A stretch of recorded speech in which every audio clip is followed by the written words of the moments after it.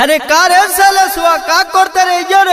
ए हम कहा कुछ करतनी हम कुछ करतनी तो तोहरे से का मतलब है? तू जा न जा तो ई जो का करते रे सुनसान जगह पे? ए तू जा न हो जा ना तू बता।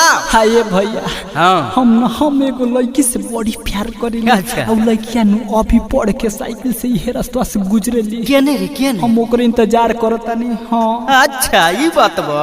आइए भैया ए भैया तनी पटावे के कोई उपाय बतावन। वो लड़किया के बड़ी डर लागेला हमरा बोले में। अच्छा अच्छा उपाय करतनी। अच्छा करो ना। आइए भैया ए भैया हौ देखो आवतिया।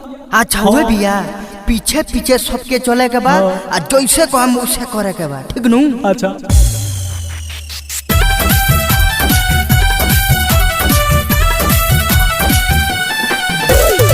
Annu recording studio Delhi.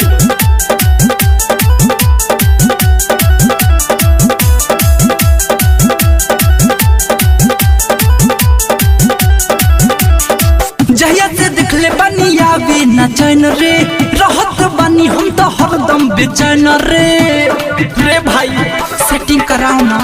जहिया से देखले बानी आवे न चैन रे, रहत बानी हम तो हरदम बेचैन रे। तला के वो करे मुआदी अरे साला जैसे कहतनी वैसे बोलिए। आप पढ़ल लिखल खानी बोलिए, गंवार खानिया मत बोलिए ठीक बानू? तो कथी बोले के बा हो? देख बोले के बा ओकरा हाँ। इंग्लिश में आई लव यू अच्छा। समझ ले? ठीक बा। कथी बोले के बा? I love you. ठीक बा जो और आवाज चेंज करके बोलिए। हाँ। हमू आवाज चेंज करके बोले हाँ। ठीक बानू? जो हाँ अबे जाना बोलना। हाय जी हेलो। जी मुझे आपसे कुछ कहना था। जी बोलिए। हिम्मत कर और आई लव यू बोल।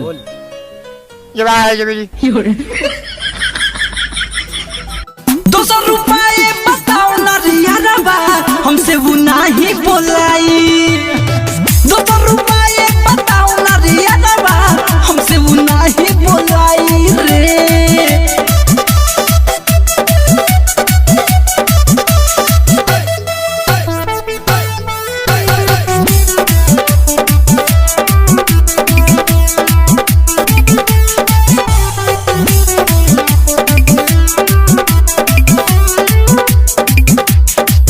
खाना पीना कुछ नहीं हमारा रे भावता, रात भर जागल रही नींद नया होता। खाना पीना कुछ नहीं हमारा रे भावता, रात भर जागल रही नींद नया होता। तू कहा जादी कवनो के छुआ दे साला नहीं तो हम का करी? जब खाना पीना नहीं खा भाव तो हम का करी? अरे भैया का? तो 200 रुपए बताओ ना, भोजपुरी में बोल दी का? भोजपुरी में बोलबे ओकरा समझ आई भोजपुरी में? ओए अच्छा तो ट्राई करे में कहा जाता हो? साला उहे बोले के बा आ तारा बोले के पड़ी। ना दादा हमारा से ही ना बोलाई। 200 रुपए बताओ ना रियारबा, हमसे वो नहीं बोलाई। 200 रुपए बताओ ना रियारबा, हमसे वो नहीं बोलाई रे। Annu recording studio Delhi.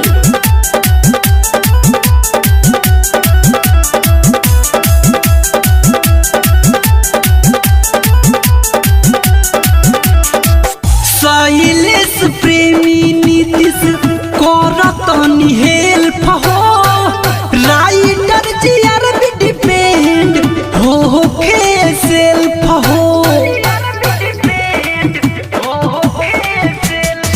शैलेश प्रेमी नीतीश करतनी हेल्प हो, राइटर जीआर भी डिपेंड हो के सेल्फ हो।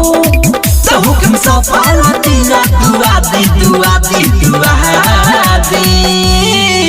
ठीक बा जो हिम्मत कर आ वो बकी बार फेलियो साला तो मोरे बोला तो मौसी दे जो। आइए भैया कथी बोले के रहे? अब भाग साला आई लव यू बोले के रहे जो बोल।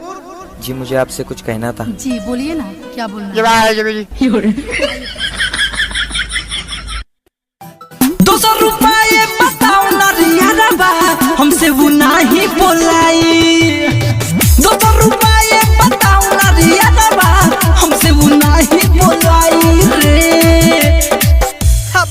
साला। ए भैया रुका रुका रुका।